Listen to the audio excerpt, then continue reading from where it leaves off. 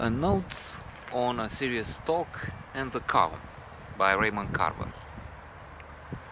Uh, Recorded in the parking lot of the French high school, le lycée français, waiting for my daughter to come out.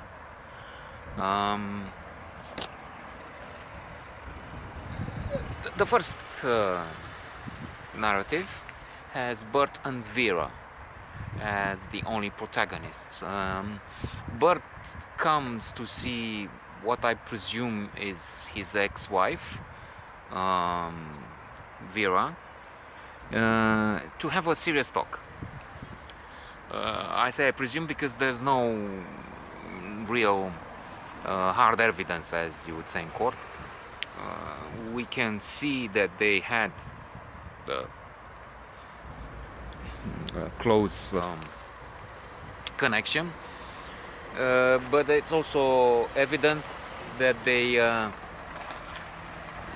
now very far apart. Throughout, Burt is suspicious, keeps asking questions. Vera is nervous about it. At one point, he's asking, looking in the ashtray, noticing some colored cigarette butts. Who's smoking these? I am. I didn't know.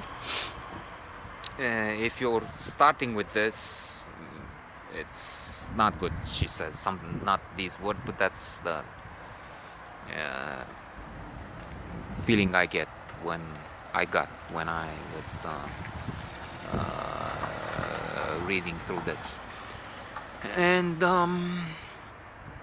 he's also wondering about the flute lessons. Doing it again, I just said that. It's more than evident that these people are not really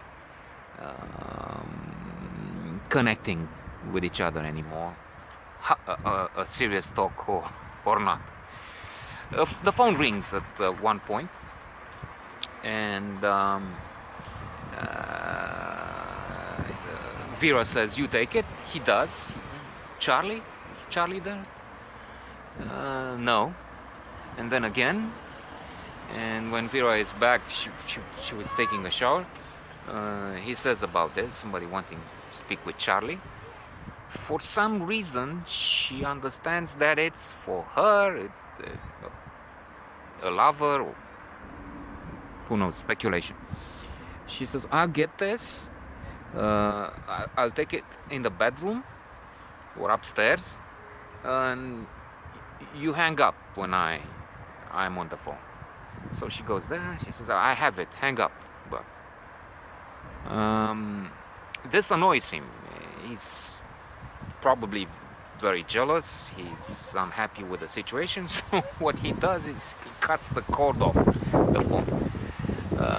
When what I think is the former wife comes downstairs, she says the conversation was cut off.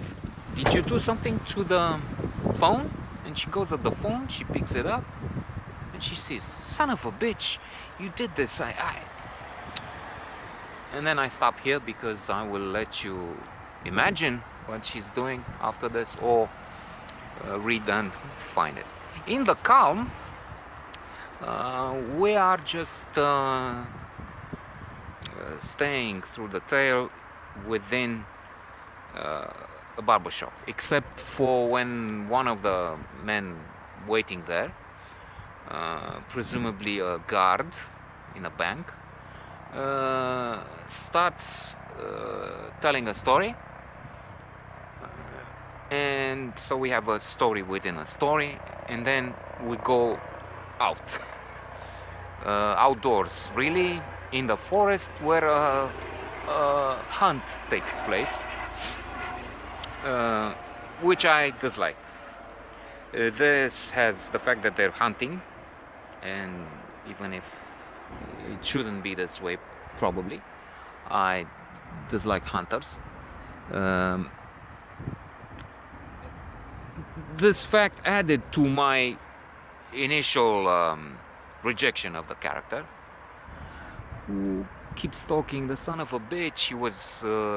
He had a hangover and he thought he can come hunting, and he was with a kid. He boxed his ears because he was not doing the right thing. They started shooting at the deer.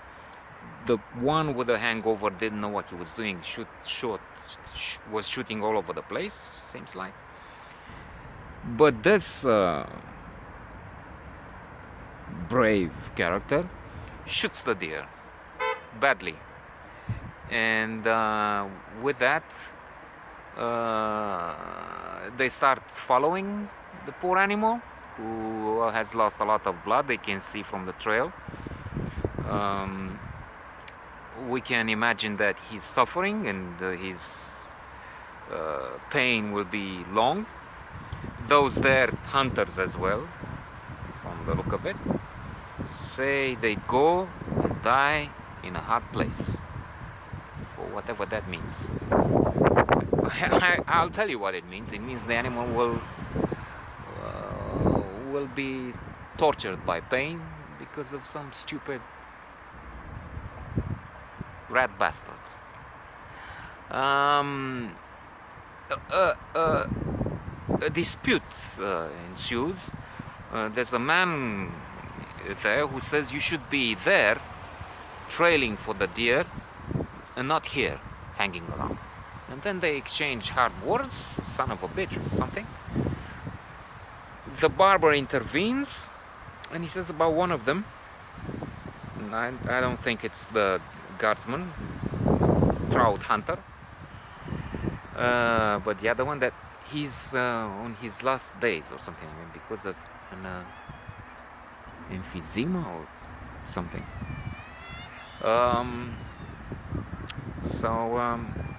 Sad story for the deer. Throughout I was sorry for the deer, I must say.